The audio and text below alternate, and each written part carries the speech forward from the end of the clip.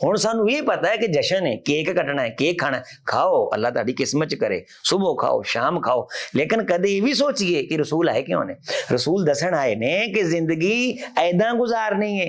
मियाँ जी जिंदगी तां असीं गुजारने आदी मर्जी नाल, रात भी आपदी मर्जी दी, दिन भी आपदी मर्जी दे, दुकान भी आपदी मर्जी दी, कारोबार भी आपदी मर्जी दे हैं जी, मसीतां भी आपदी मर्जी दियां जी, आ मेरी है तुहाडी है, मसीतां च खतीब भी आपदी मर्जी दे।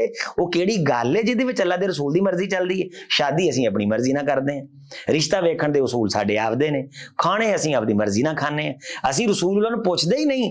हुजूर अलैहिस्सलातु वस्सलाम ने हर शै दसी है, खाना किद्दां खाना है, पानी किद्दां पीना है, बहना किद्दां है, लेटना किद्दां है, उठना किद्दां है, वाशरूम किद्दां जाना है, बाहर किद्दां आउणा है, वाशरूम च बहना किद्दां है, वाशरूम बनाउणा किद्दां है, किहड़े रुख मुंह करना है, किहड़े रुख पिछा करना है, किहड़ी चीज़ है जिहदे बारे रसूलुल्लाह ने तालीम नहीं दी? रसूल तालीम देण आए ने कि जेड़े तुसीं ट्रैक ते चल रहे हो ना, वो तुहाडा अपना है, मैं दसन आया हाजी ही सबीली अदउ इलल्लाह, मेरा ट्रैक आ वा, इधर मेरे रस्ते अल्लाह हो। ये सीरत दा मरकजी सबक है, इनू सुन लो, इनू याद कर लो, वगरना क़यामत वाले दिन जिन्ने मर्जी नारे लैके आ जाओ, जिन्नियां मर्जी लाटां शाटां लैके आ जाओ, ये कोई नहीं जे गल बनने वाली है। धोखा धरोए आदे आप नाल, जिन्ना चाहो आदे आप नूं दे लो। असल ये कि हुजूर अलैहिस्सलातु वस्सलाम जिहड़े काम लई अल्लाह ने भेजिया है, वो काम नूं सुनना और वो काम करना। वो कीता किन्ने?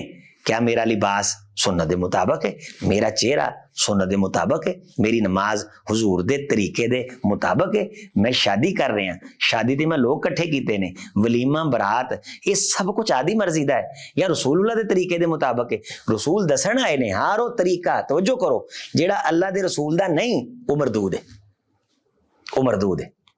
फरमाया कि हर वो अमल जिदा साडे कोलों सबूत नहीं ते जिते साडी मोहर नहीं, वो मरदूद है। भावें तुसीं जिन्ना मर्जी अकलमंद समझो जी, असीं यूरोप चुने हैं, यूरोप च ये कीता जाता है, कोई हैसीयत नहीं अल्लाह दे यूरोप दी, इंग्लैंड दी, बरतानिया दी, किसी शै दी, अमरीका दी। अल्लाह दे उस काम दी वैल्यू जिहड़ा रसूल ने कीता है, रसूल दी मोहर है। फरमाया कि जिहड़ा बंदा ऐसा काम करदा है, लैसा अलैहि अमरुना फहुव रद्द, वो साडा हुक्म नहीं, साडी मोहर नहीं, मरदूद है। जिंदगी गुजारो, शादियां करो, बच्चियां दे नाम रखो, रिश्ता वेखो, तरीका रसूलुल्लाह दा, सुन्नत रसूलुल्लाह दी, उसवा रसूलुल्लाह दा।